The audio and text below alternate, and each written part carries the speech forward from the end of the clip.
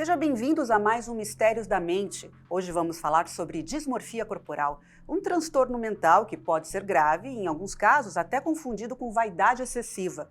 A pessoa se olha no espelho e enxerga uma outra coisa, um nariz torto, uma pele com manchas e até uma altura menor. O que parece imaginação na mente da pessoa que sofre com esse transtorno é real. Essa percepção alterada vira uma prisão. Nesse episódio, vamos entender como a dismorfia corporal começa, como ela domina a mente e quais são os caminhos para se libertar dessa visão distorcida.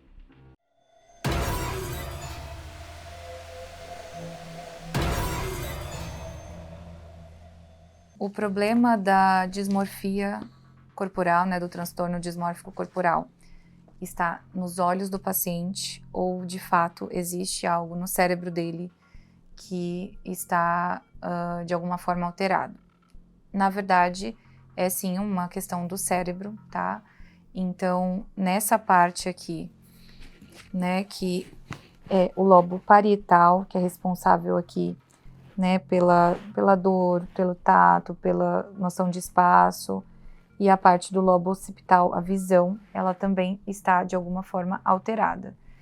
Então, no transtorno dismórfico corporal, é tudo em exagero. De um tempo para cá, com as redes sociais e com as fotos, com esses recursos de filtro, as pessoas elas passaram a projetarem uma idealização do que é o perfeito.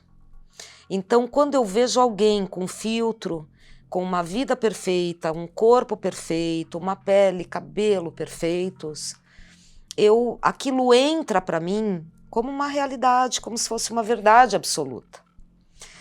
E eu passo a me comparar com aquelas fotos que têm filtro. Então, é absolutamente irreal, injusto, porque aquela pessoa está com filtro na foto, Ela tem todo ali, ela vai se mostrar nas redes sociais, que é o que acontece com a grande maioria das pessoas, de uma forma, numa beleza que é irreal e inatingível. E aí, eu que estou aqui, olhando aquilo, eu passo a achar que eu não sou bonita, como aquela pessoa, começo a fazer comparativos e a minha autoestima vai ficando cada vez mais rebaixada.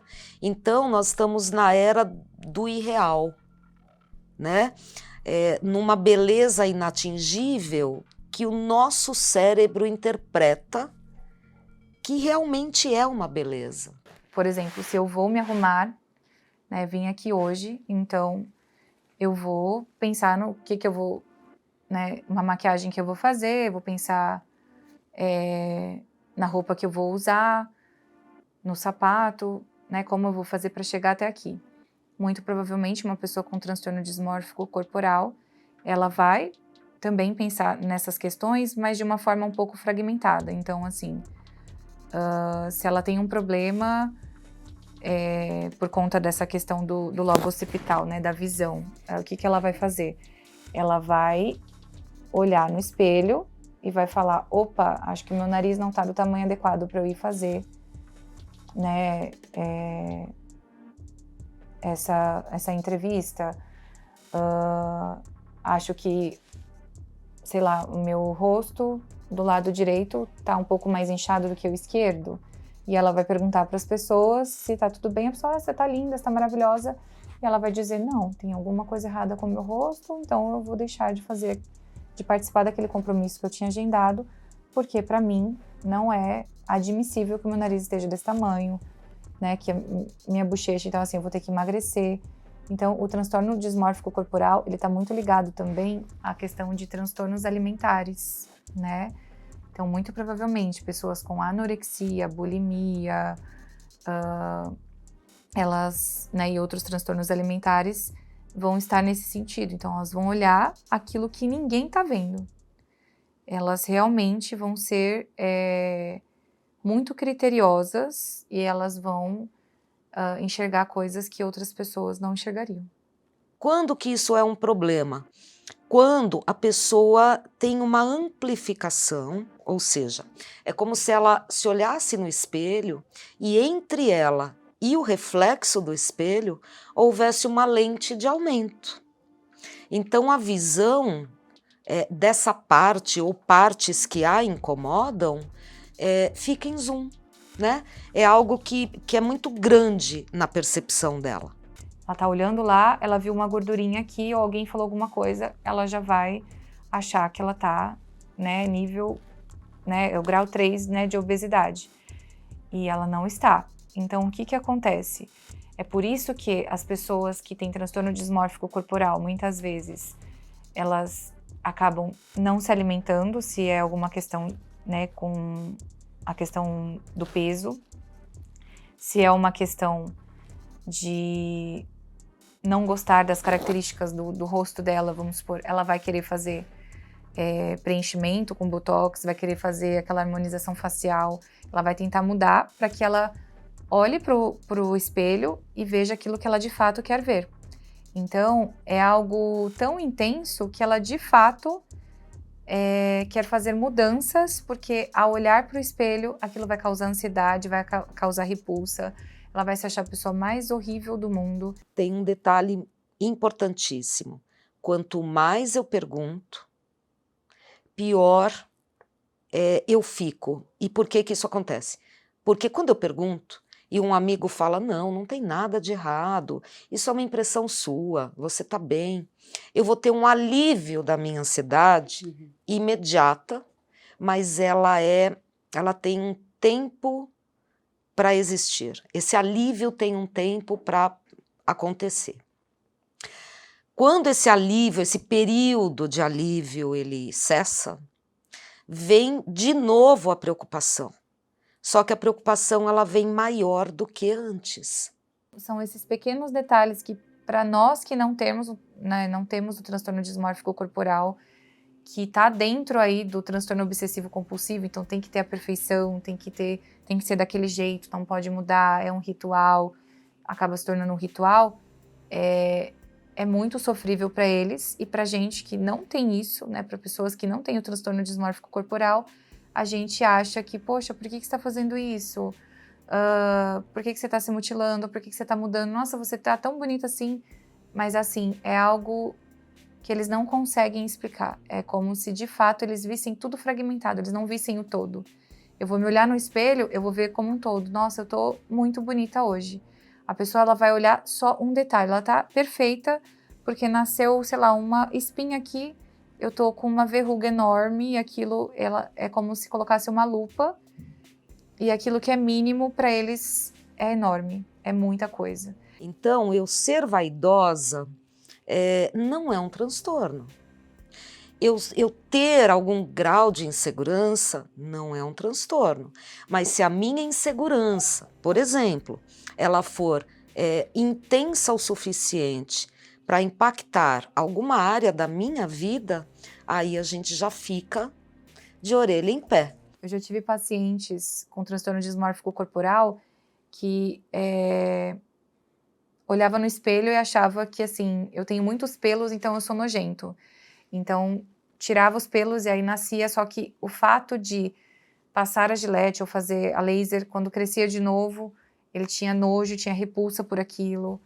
Eu tenho pacientes que já aconteceu de achar que estavam muito gordos e aí tem a compulsão alimentar, né? Na verdade, come, depois acaba desenvolvendo a bulimia, aí vomita, porque falam assim, olham no espelho, aí vê que, né, ali parece que tá um pouco mais inchada a parte da barriga, e aí olha no espelho e fala que não tá legal, e quando come, vomita porque diz que não são alimentos saudáveis, se for comer um hambúrguer. Aí fala que aquilo que tá entrando no corpo deles está estragando o corpo deles, e quando olhou no espelho depois que comeu aquele lanche, aquilo era horrível. Ou então, assim, eu já tive uma paciente que chegou pra mim com metade do rosto feito cílios, postiço, maquiagem, tudo, outra metade sem fazer nada. Eu comecei a fazer, aí eu vi que não tava legal, mas aí eu fiquei com preguiça de terminar o outro lado, então eu vim só com os cílios de um lado, porque esse lado tá legal, mas esse não tá, e eu não quero fazer nesse também. Então, assim, totalmente destoando da realidade. Então, de fato, é atingida a parte da amígdala, que é a parte das emoções, e aí o paciente, né, acaba atingindo o lobo insular, que também é responsável por vício. Então, acaba até se tornando um vício de ter que mudar o corpo inteiro, de ter que, de novo, remodelar tudo para que possa ser aceito e ser olhado no espelho. A evolução dos níveis, né, do transtorno dismórfico corporal ocorre da seguinte forma. Nível 1, eu tenho uma preocupação, eu tenho uma autopercepção de alguma parte do meu corpo que é defeituosa, que é feia, eu acredito naquilo, aquilo me leva a fazer checagens, a ter comportamentos repetitivos de checagem, de reasseguramento, pedindo a opinião das outras pessoas, passo muitas horas em redes sociais fazendo comparações. Vamos pegar um exemplo de pele, né? Então eu tenho problema na pele, então eu vou assistir muitos vídeos de pessoas que fazem skincare, eu vou gastar dinheiro com produtos que eu escuto que vão melhorar a minha pele, e isso vai num crescente. Começa com uma preocupação, nível 1, uma insegurança, né? Nível 1. Aí passa para o nível 2, ao passo que eu começo a usar muitas horas do meu tempo para fazer checagem, para realizar esses comportamentos repetitivos que vão minimizar, diminuir o meu grau de ansiedade, né? E aí eu vou crescendo nisso, no comparativo que eu faço com outras pessoas, até que eu chego no nível 3, que é bem mais complicado, é bem mais problemático, porque o nível 3 me retira de relacionamentos sociais, eu passo a não querer frequentar festas, me encontrar com amigos. Em termos de relacionamento afetivo, eu posso também me esquivar de me relacionar afetivamente. Eu fico mais restrito em casa, né? Eu começo a sair daquele meu contexto de vida. O bullying que algumas crianças e adolescentes sofrem na escola são altamente prejudiciais e podem levar a esse transtorno, né, transtorno dismórfico corporal. Não que seja uma causa, colabora, né? Então a pessoa já tem uma predisposição e quando ela sofre um bullying na escola, o que ela vai interpretando? Que a aparência é muito importante para que ela seja amada, ela seja querida, ela tenha atenção. Afinal de contas, um colega, um amigo de classe, da escola, está dizendo que eu sou feia porque eu uso óculos, está dizendo que eu sou baixinha, está dizendo que eu sou gorda, né? Tá colocando um defeito em mim que eu absorvo como verdade absoluta.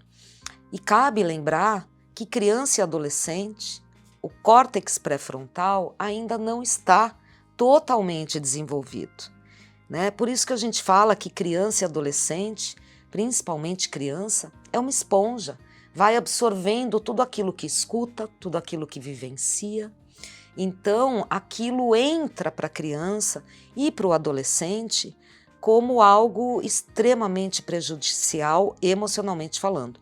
E lá na frente, na idade adulta, a gente pode observar uma insatisfação com alguma parte do corpo que possa ser importante o suficiente para causar o transtorno dismórfico corporal.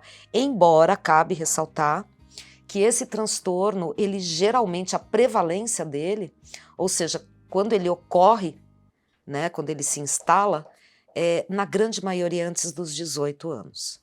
A amígdala, mais uma vez, que é aquela partezinha aqui responsável, né, pela questão das emoções, e em conjunto com o lobo insular também, que é responsável por vícios, né, por também aí pelas emoções, o que vai acontecer? Ela vai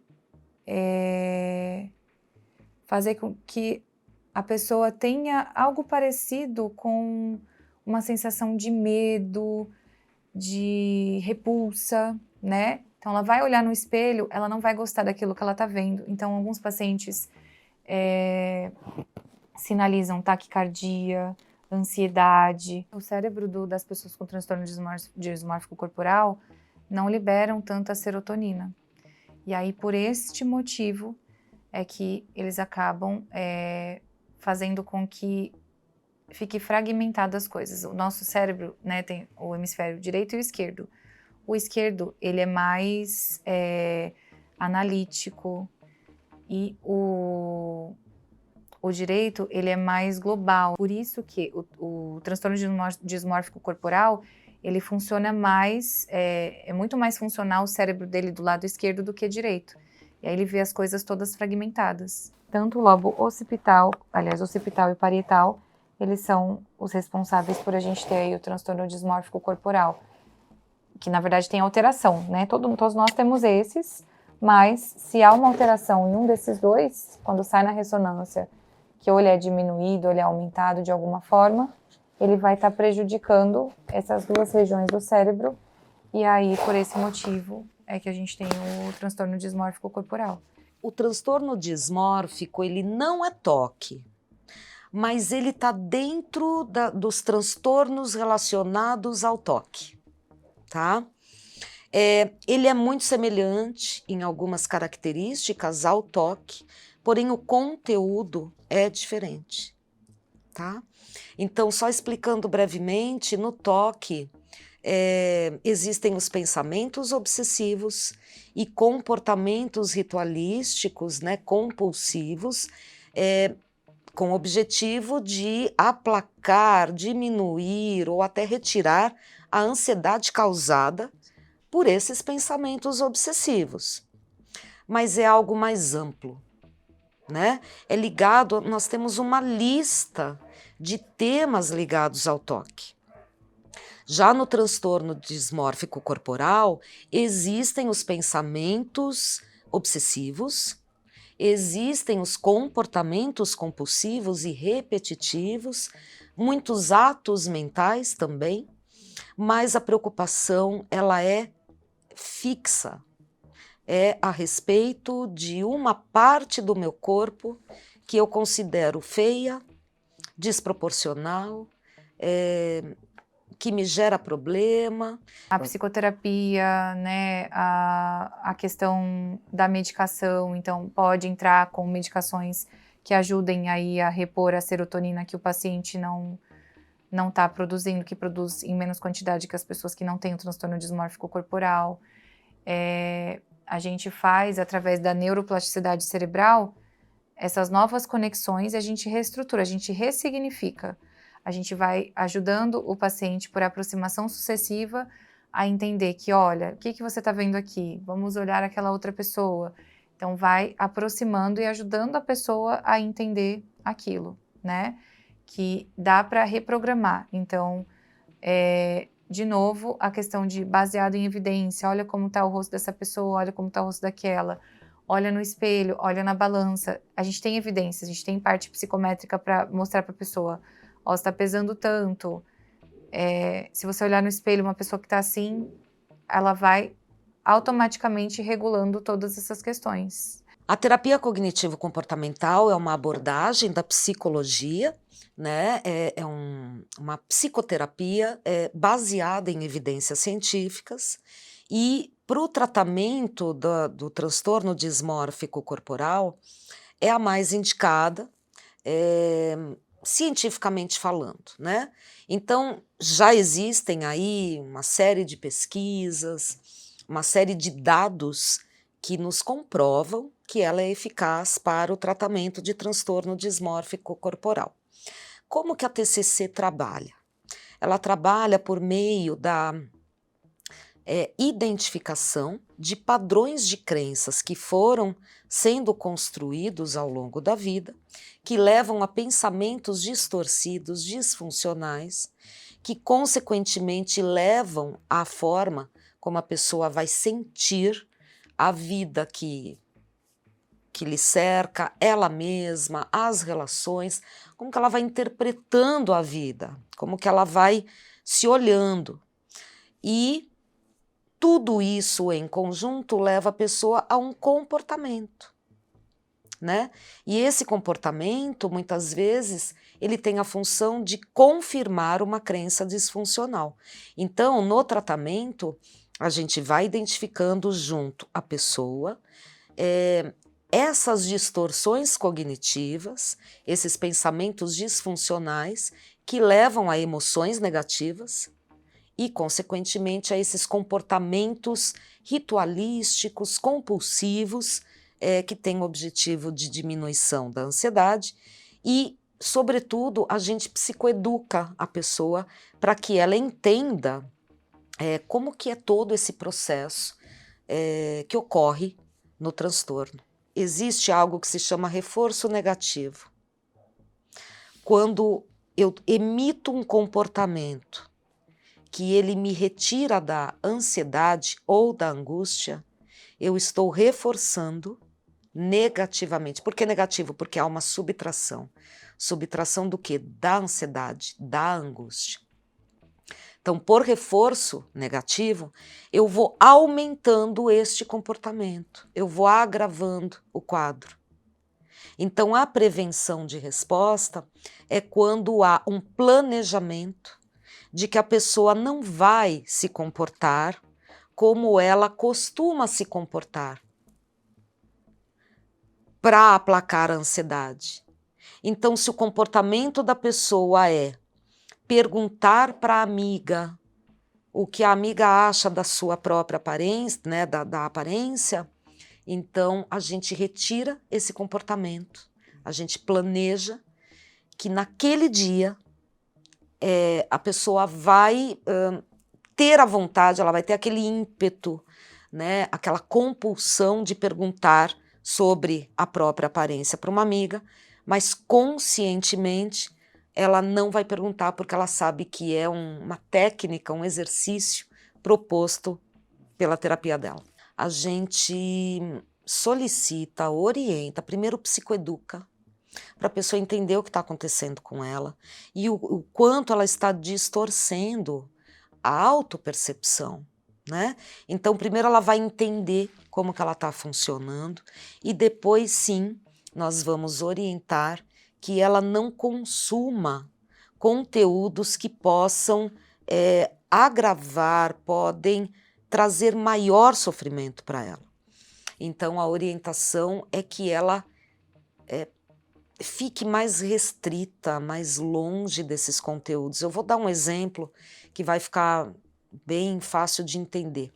Vamos pensar numa pessoa com transtorno de pânico. Uma pessoa com transtorno de pânico que tem o hábito de assistir notícias catastróficas todos os dias. Essa ansiedade que ela sente, porque o transtorno de pânico é uma ansiedade exacerbada, essa ansiedade que ela sente, obviamente, vai aumentar, porque ela vai aumentar o seu medo, a sua insegurança, ela vai trazer para ela, né, uma perspectiva que é aquela que ela está assistindo repetidamente sobre catástrofes, sobre coisas ruins, notícias negativas. A tendência é que o grau de ansiedade aumente.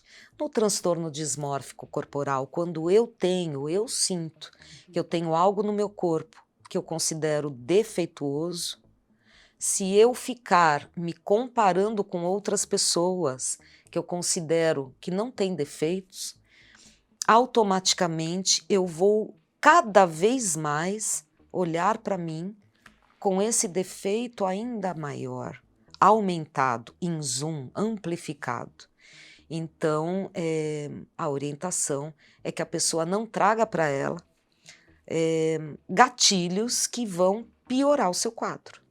dentro da terapia cognitivo-comportamental, quando a gente diz de ajudar o paciente com transtorno dismórfico corporal a reestruturar o que ele está vendo ali, né, ao que ele de alguma forma está achando um pouco aversivo a partir da imagem dele, a gente tem também as técnicas de mindfulness, né? Então, de pedir para o paciente imaginar, imagine, né, feche os olhos, imagine assim, assim, assim.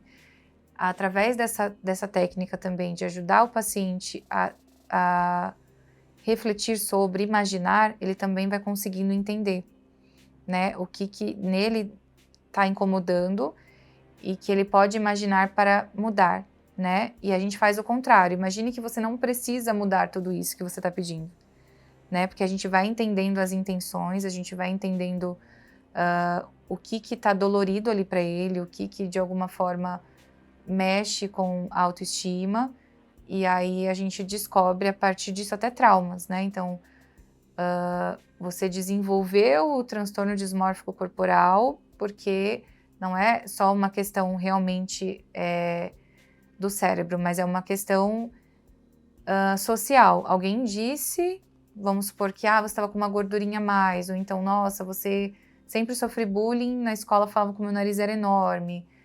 E aí a noção de propriocepção, a percepção corporal ali, ela fica um pouco alterada. Então, se ela já tem uma predisposição a ter um transtorno dismórfico corporal pela questão, né, de alteração do cérebro, a sociedade reforçando isso, de olha o tamanho do seu nariz, olha o tamanho da sua barriga, nossa, você tem um olho muito grande, ou nossa, você tem um dente feio.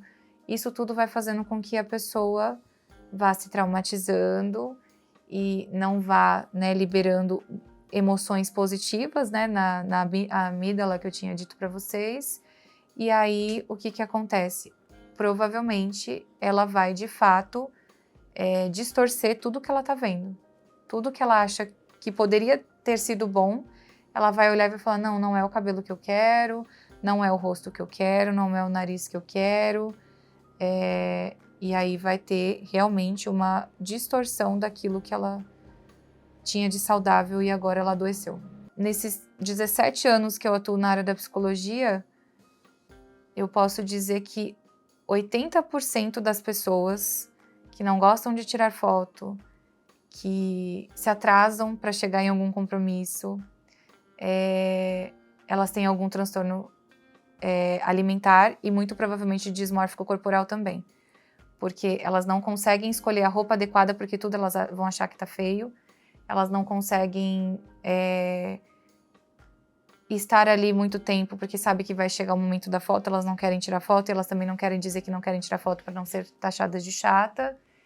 E se elas disserem alguma coisa de hoje eu não vou comer tal coisa porque eu não quero engordar ou eu já tô muito gordo, a pessoa vai falar assim, nossa, para de frescura, é só hoje, né? E aí eu sempre olho com muito carinho para essa questão, porque não é só hoje. É uma vida inteira que a pessoa está tentando lutar com aquilo e que ninguém entende que, de fato, é uma questão do cérebro, é uma questão de neurotransmissores, é uma questão de visão mesmo, de uma percepção, é um erro perceptivo. Não é, de fato, algo que a pessoa está com frescura. Ela erra. É a mesma coisa de um erro alimentar. A mãe sabe ali que se ela der miojo para a criança não vai ser bem nutrida. Mas por talvez não ter dinheiro é o mais fácil, ela vai comprar o miojo e vai dar naquele momento. Não é o adequado, mas é o que ela tinha para fazer. O transtorno dismórfico corporal é mais ou menos nesse sentido. Ela sabe que não tá legal ela querer mudar o rosto dela inteiro. Ela sabe que tá legal, que não tá legal ela querer mudar o corpo inteiro. Mas por as pessoas não entenderem, ela esconde, ela não trata e ela vai adoecendo cada vez mais. Nós, seres humanos, a gente acaba vendo defeitos na gente. Até porque a gente se vê tanto. A gente não tem ninguém no mundo que se veja como a própria pessoa, né? Então, eu sempre vou ver algo que eu gostaria que fosse diferente. Não tem problema isso. para se caracterizar um transtorno, precisa haver um prejuízo significativo e um grau de sofrimento importante. E eu gostaria de deixar aqui que as pessoas que sofrem com isso e que percebem que recorrem muito a procedimentos estéticos, a cirurgias estéticas, a reasseguramento, que é perguntar muito para o outro o que o outro pensa sobre ela, que se sente horas checando, né, se comparando, que ela entenda que, no mínimo, ela precisa de ajuda no sentido de buscar uma avaliação, porque estamos aqui para ser feliz e não para sofrermos, né? Então, que essa pessoa ela possa olhar para si e entender o momento que ela precisa de ajuda, ela não precisa sofrer sozinha. Essas preocupações que ocorrem com as pessoas que têm transtorno dismórfico corporal, elas não têm fim, essas preocupações, porque não se trata do espelho. Se trata da autopercepção distorcida. Então a pessoa vai recorrer a procedimentos estéticos, vai recorrer a cirurgias estéticas, vai recorrer ao que ela quiser.